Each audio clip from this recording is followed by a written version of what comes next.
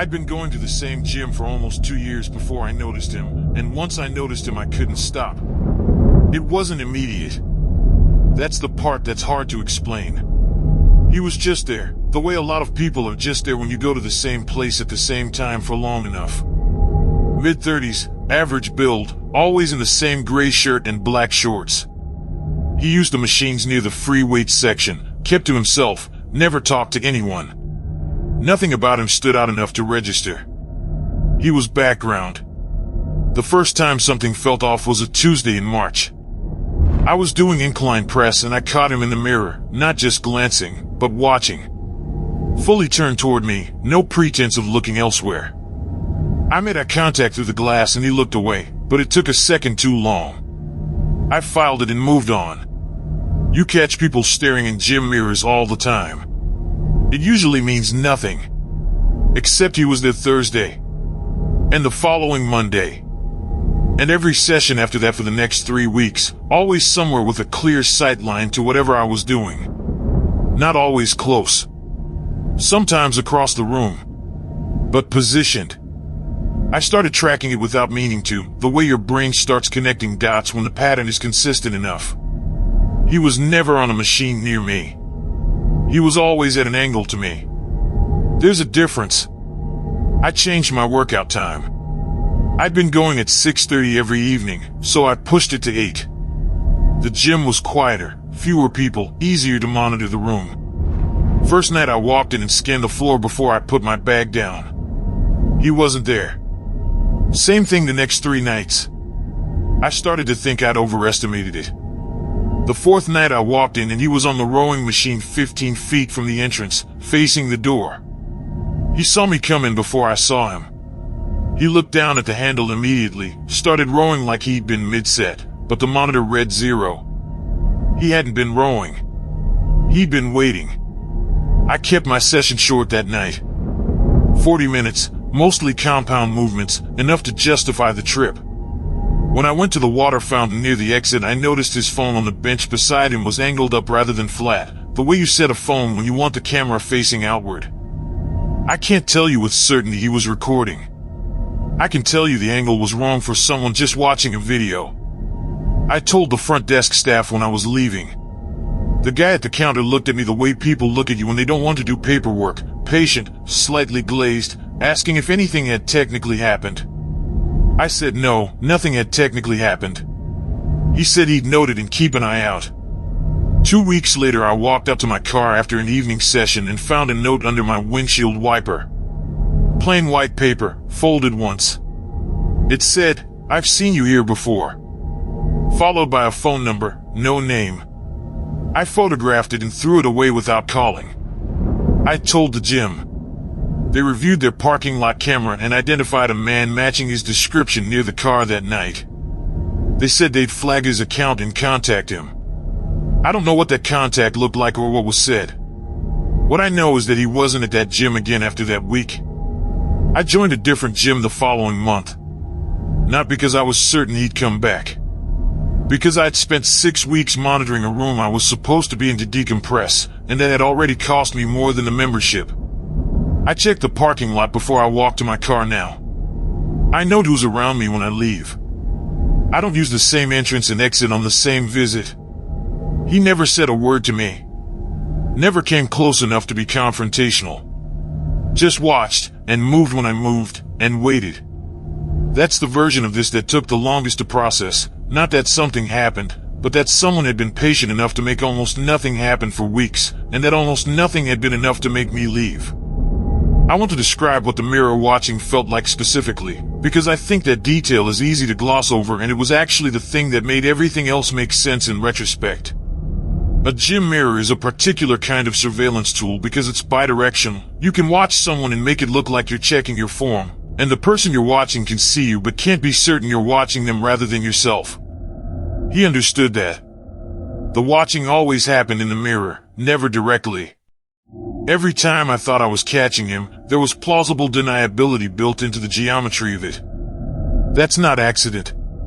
That's someone who has thought about how to look without being seen looking. The session after I noticed the phone angle was the hardest to get through. I kept moving between equipment faster than I normally would, shortening rest periods, trying to make my location unpredictable within the space. It didn't work the way I wanted it to. He adjusted every time, never obviously, but always ending up at the same functional angle. I started to understand that the positioning wasn't improvised. He knew the floor layout well enough to know which spots gave coverage of which areas. He'd mapped it. I've thought about how long the mapping would take. How many sessions you'd have to do before you understood which machine positions gave clean sight lines to the free weights, to the squat rack, to the water fountain and the exit. Weeks, probably. Which means by the time I noticed him, he had already been doing this long enough to have the whole floor understood. The note on my car was the clearest confirmation, but it wasn't what frightened me most. What frightened me most was the calculation of it. The note meant he had identified my car in the parking lot, which meant he had followed me out at some point, or multiple points, to make that identification. My car is not distinctive. He would have had to watch me walk to it to know which one was mine. And then he had to come back on a different night, after I'd already left, to leave the note without being seen doing it. 2 separate visits to the parking lot. 2 separate pieces of information assembled across time. That's not impulsive. That's a project. The gym told me they'd contacted him. I asked what that meant and they said they'd sent a message through the app associated with his membership informing him that a complaint had been filed and that his behavior had been noted. I asked if his membership had been suspended. They said not at this time, that they'd monitor the situation. I understood in that moment that the gym's interest in the situation was not the same as my interest in the situation, and that the gap between those two things was something I was going to have to manage myself. I changed gyms. I went on a Tuesday morning to the new place, a facility across town I'd never been to, signed up under my first name and a last initial, and did my first session there without incident. Nobody looked at me. The mirrors reflected people checking their form. The parking lot was a parking lot. I still check it when I leave. I still note who's behind me on the way to my car. I do it quietly, the way you do something that has become automatic, and I don't think about the gray shirt and black shorts as often as I used to. Just often enough. There's one more thing I want to say about the gym's response. I don't tell this to criticize them specifically. I think most gyms would have handled it the same way, which is exactly the problem. The threshold for action in a place like that is something that rises to the level of incident. Watching someone across a room is not an incident. Following them to the parking lot across multiple sessions and leaving a note on their car is an incident, but by that point the situation has already been developing for weeks. The gap between first discomfort and documented incident is the period in which nothing official can happen, and that period can be long enough to cause real damage to how safe someone feels in a space they paid to use. I filed a formal report with the gym's management after the note. I also sent a written account to their corporate contact. I don't know if anything came of it. I know that he stopped being there, and I don't know if that was because of the contact they made or because he moved on for his own reasons. Either way, I was already gone. The first time I noticed something was wrong with my locker, I almost didn't say anything, because nothing was missing and I couldn't be certain I hadn't just misremembered how I'd left things. That's the problem with something like this at the start. The evidence is soft. You put your water bottle on the left side of the shelf and it's on the right side when you come back. You leave your phone face down and it's face up. You'd sound paranoid describing it to someone. You'd sound like you were losing your mind. I'd been a member at this gym for about 18 months. The locker room had individual combination locks you brought yourself, rows of metal lockers. Most people had a regular spot they used out of habit. Mine was the third from the end in the middle row, lower section. I used a 4-digit combination lock I'd had for years. The same one every visit. It happened first on a Wednesday. I came out of the shower and my deodorant was on the wrong shelf. I stood there for a moment trying to reconstruct whether I'd moved it and couldn't. I told myself I hadn't moved on. The following Monday was my shirt. I fold my clothes in a specific way when I leave them in a locker, shirt on top of pants, folded flat. My shirt was rolled when I opened the door. I fold, I don't roll. I have never rolled. I stood in front of that open locker for a long time. The next session I set up my phone inside the locker before I went to shower, propped against my bag with the camera facing out, recording. 16 minutes of footage. For the first 8 minutes nothing happened. Then a man appeared in frame, late 40s, heavier build, gray jacket, and stood at my locker with his back to the camera. He had the door open within 45 seconds. I watched him on my phone screen that evening with a specific cold feeling in my chest. He moved things. He looked at things. He put everything back. He closed the door and walked out of frame. He hadn't taken anything. That was the part one kept coming back to. He could have taken my wallet, my keys, my phone if I'd left it there. He didn't. He was looking at my things. Learning them. I took the footage to the gym's front desk the same day. They called the manager, who called their loss prevention contact, who told me the locker room cameras had been non-operational for the past 3 weeks due to a maintenance issue. The camera I had set up myself was the only footage of the incident. They reviewed his membership, identified him from other camera angles in the main gym area, and reached out to him. He denied it. The footage was clear, it was him. But the gym's process required a certain threshold of evidence to suspend a membership, and apparently 45 seconds of a man standing at an open locker with his back to the camera didn't meet it. I changed lockers. I started using one in the back row with a combination I changed every session and a secondary lock. I also started leaving nothing in the locker that told anyone anything about me. No ID, no cards, nothing with my name or address. Just clothes and a water bottle. He was at the gym for another 6 weeks after that. I saw him on the floor occasionally. He never approached me. He never acknowledged that anything had happened. He just used the gym, the same as before, and I watched the entrance to the locker room from wherever I was standing and waited for him to go in before I'd go near my locker. I don't know what he was looking for. I've thought about it a lot. Not stealing, everything was always there. Not vandalism. He was reading something in the arrangement of my things that I don't fully understand, or he was establishing something about my routine, my habits, the objects I carried. The card was the thing that convinced me it wasn't random. I found it on my 4th session after I'd moved to the new locker. Inside the closed locker, which he shouldn't have been able to open because I had changed the combination. A plain white business card with no name, no company. Just a phone number written by hand in blue pen. I took a photo of it and called the police that afternoon. They traced the number to a prepaid phone that had been purchased in cash and hadn't been used since the card was left. No prints on the card except mine. I canceled my membership the next day. I still think about what combination he used to open the second lock. I want to go back to the footage, because I've watched it more times than I can count, and each time I noticed something different. The way he opened the locker was not tentative.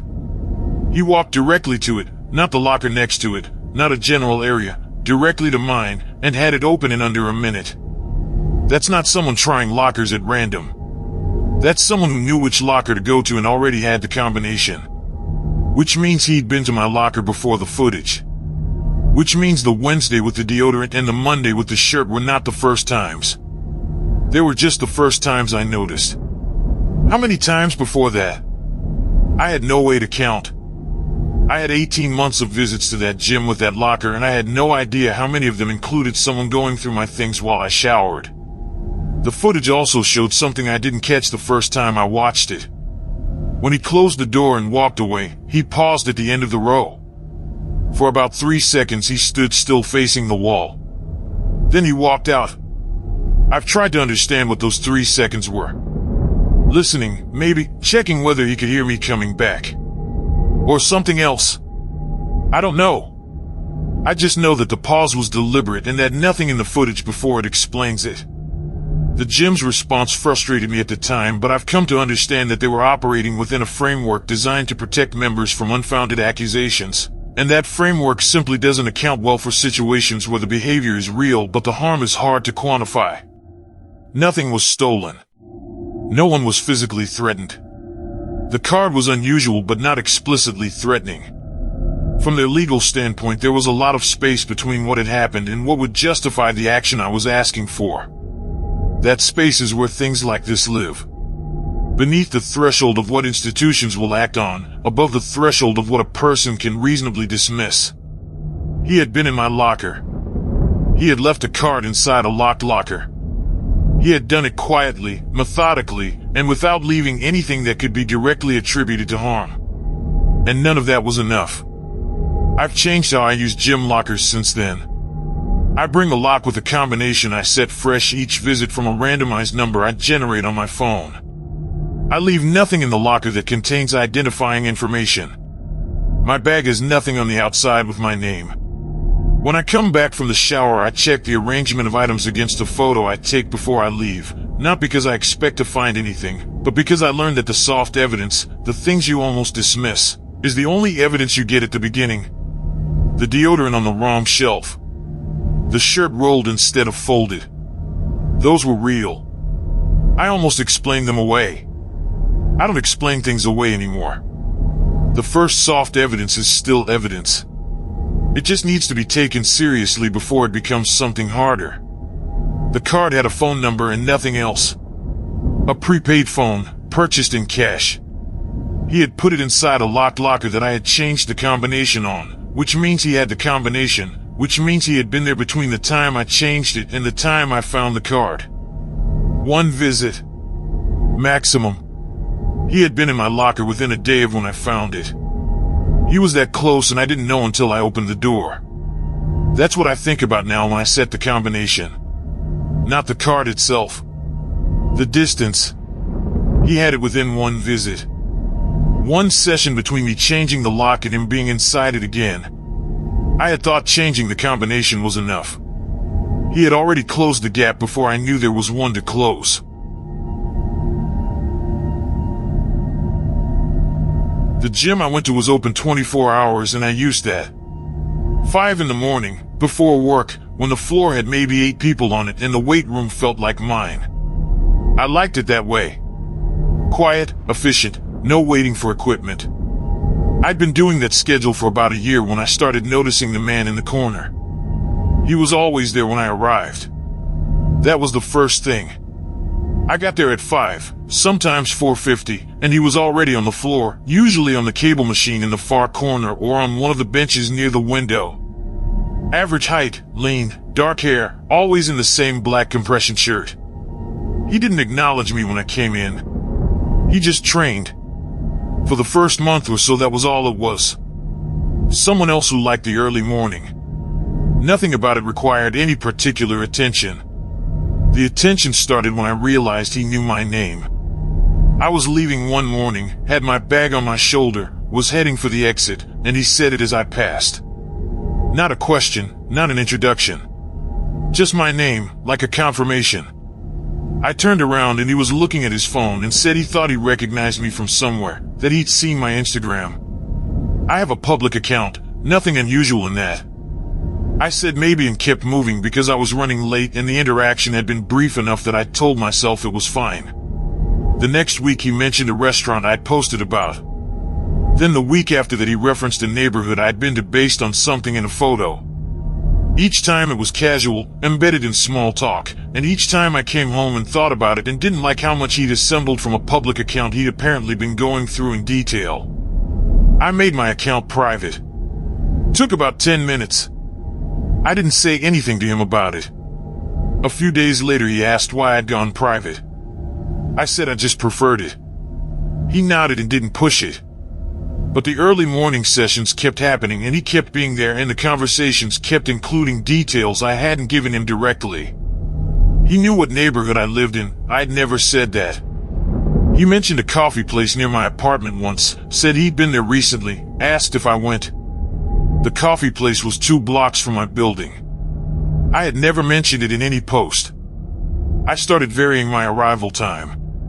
4:40 some days, 5:15 others, occasionally 5:30. The first week of varying it, he was there every time regardless. That meant he was staying until I arrived, or he was arriving around when I arrived, and either way he was tracking my schedule more closely than a coincidence could explain. I reported it to the gym. The woman at the front desk listened carefully and asked if he had said anything threatening. I said no. She said if anything threatening occurred, I should let them know immediately and they would take action. She said short of that, she'd note the concern and keep an eye on the floor. 2 mornings after that, I walked to my car and found him parked 2 spots away. He was in the driver's seat looking at his phone. He looked up when I came out, said good morning, asked if I wanted to get coffee sometime. I said I had to get to work. I got in my car and drove away. That afternoon I reported it to the police non-emergency line. I described the pattern, the name, the details from the private account, the coffee place, the parking lot. The officer I spoke to said that individually none of it constituted a chargeable offense, but that together it established a pattern consistent with stalking and that I should document everything in return if anything escalated.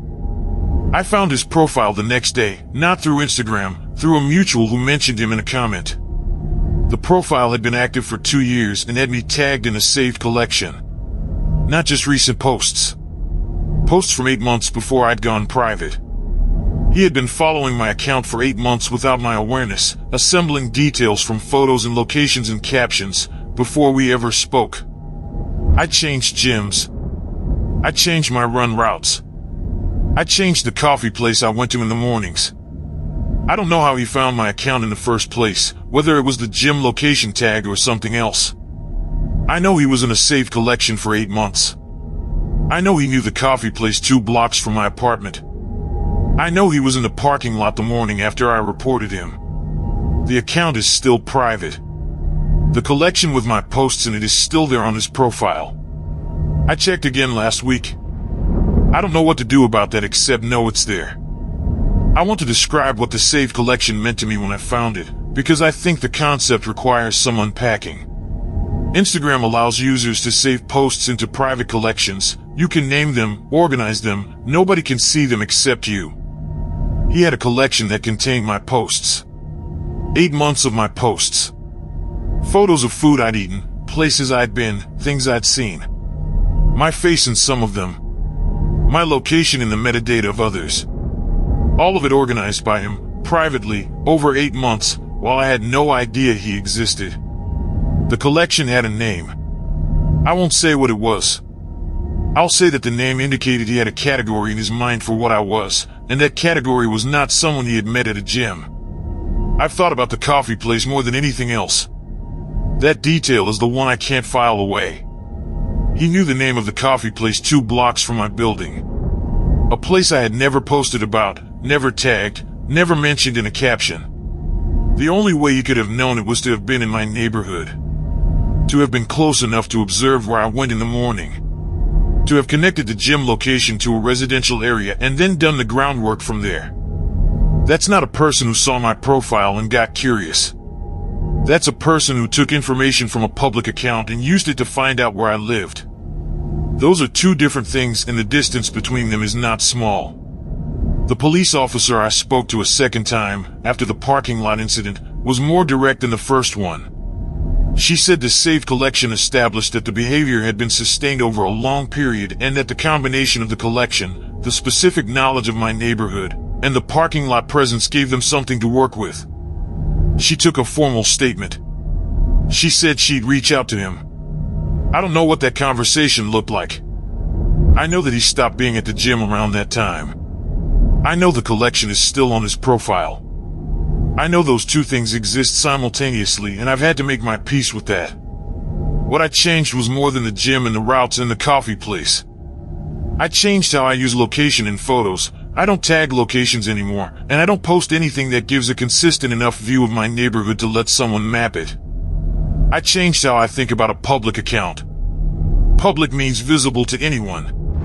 That includes people who will spend 8 months in a saved collection before they say your name out loud in an empty gym at 5 in the morning. I thought a public account was a low-stakes thing. I thought the privacy settings were the meaningful layer. What I understand now is that a public account is a document. Every post adds to it.